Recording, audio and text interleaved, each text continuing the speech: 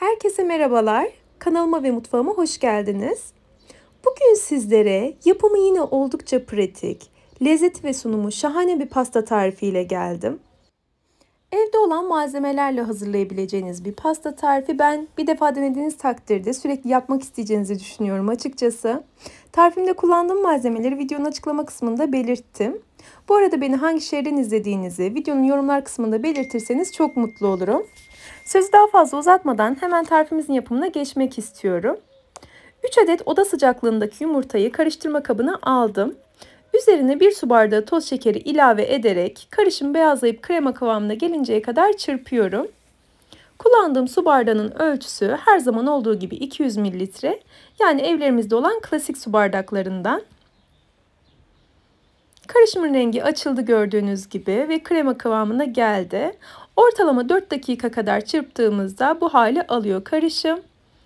Güzel bir şekilde çırpmamız önemli. Çay bardağıyla 1 çay bardağı ılık sütü, oda sıcaklığındaki sütü ekledim ve 1 çay bardağı sıvı yağı ekledim.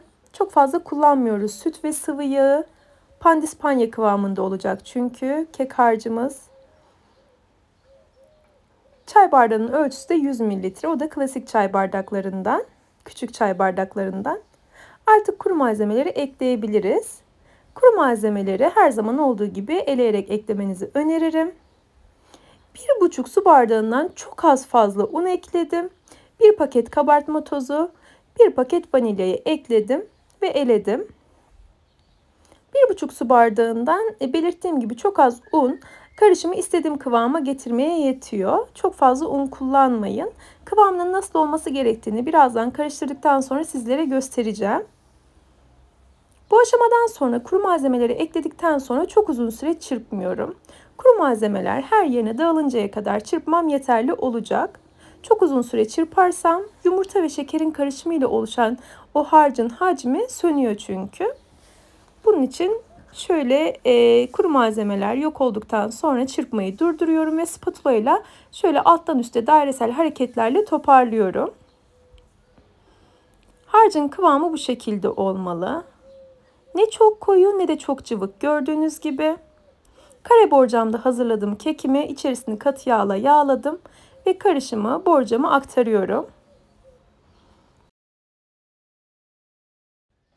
Borcamın her yerine eşit şekilde dağılacak şekilde dağıtıyorum spatula ile. Ardından şöyle borcamı tezgaha birkaç defa vuruyorum ki kek harcının içerisindeki hava kabarcıkları çıksın. Diğer tarafta fırınımı 180 derecede ısıtmıştım.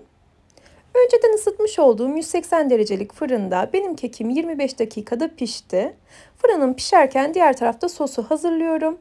1 su bardağından 1 parmak eksik toz şekeri aldım tencereye. Üzerine 1 su bardağı su, 1 su bardağı sütü ekledim. Ve 2 dolu yemek kaşığı kakaoyu ilave ediyorum. Tüm bu malzemeleri çırpıcı yardımıyla karıştırıyorum. Tamamen homojen hale gelinceye kadar karıştırdıktan sonra ocağa alacağım. İçerisinde hiç topak kalmayınca ocağa aldım ve sürekli karıştırarak kaynayıncaya kadar pişirdim. Kaynadıktan sonra şöyle bir taşım kaynaması yeterli olacaktır.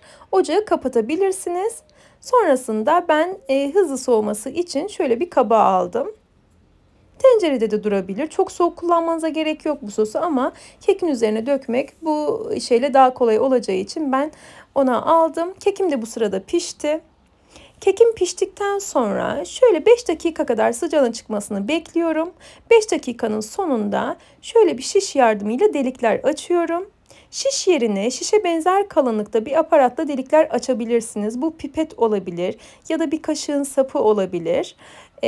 Böyle sivri deliciliği olan bir aletle bu şekilde delikler açmanız gerekiyor. Çok sıcakken yapmayın bunu. Dediğim gibi bir 5 dakika kadar dinlendirdikten sonra yapmanız daha iyi olacaktır. Anlaşılıyor zaten kekin kıvamı. Az önce de belirttiğim gibi pandispanya kıvamında bir kek oluyor. Bu keke bu kıvam çok yakışıyor, inanın.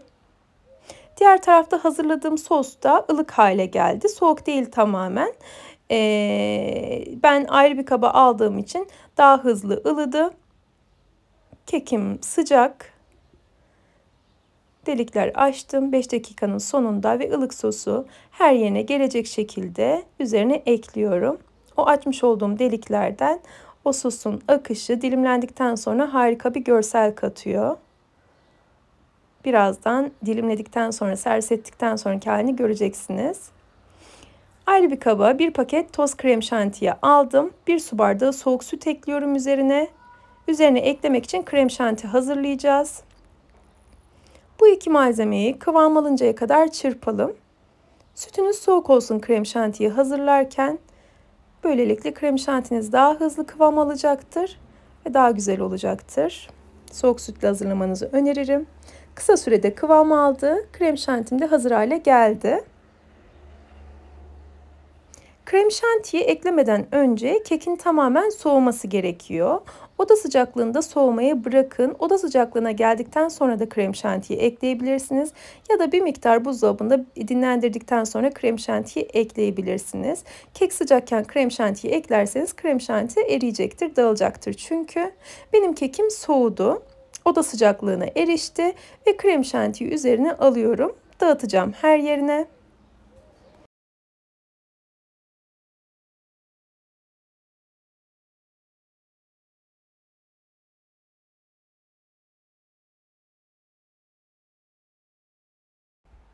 Krem şantiyi de üzerine ekledikten sonra ben buzdolabına kaldırdım ve 2 saat kadar buzdolabında dinlendirdim. Dilerseniz akşamdan hazırlayarak ertesi günde servis edebileceğiniz bir tarif. Eğer gün içerisinde servis edecekseniz de en az 2 saat kadar buzdolabında dinlendirmenizi öneririm. 2 saatin sonunda servis etmek üzere dışarı çıkarttım. Üzerine süsleyebilirsiniz dilediğiniz şeyle. Ben bıçak yardımıyla bu baton çikolatayı dilimledim, kestim. Rendeyle de yapabilirsiniz bu işlemi. Ve çikolatayla süsledim üzerine. Çikolata çok yakışıyor. Çikolata yerine çikolata sos da hazırlayabilirsiniz. Ya da çikolata ganaj da hazırlayabilirsiniz. Ya da fındık, fıstık, ceviz, Hindistan cevizi gibi malzemelerle de süsleyebilirsiniz üzerine. Artık dilimliyorum.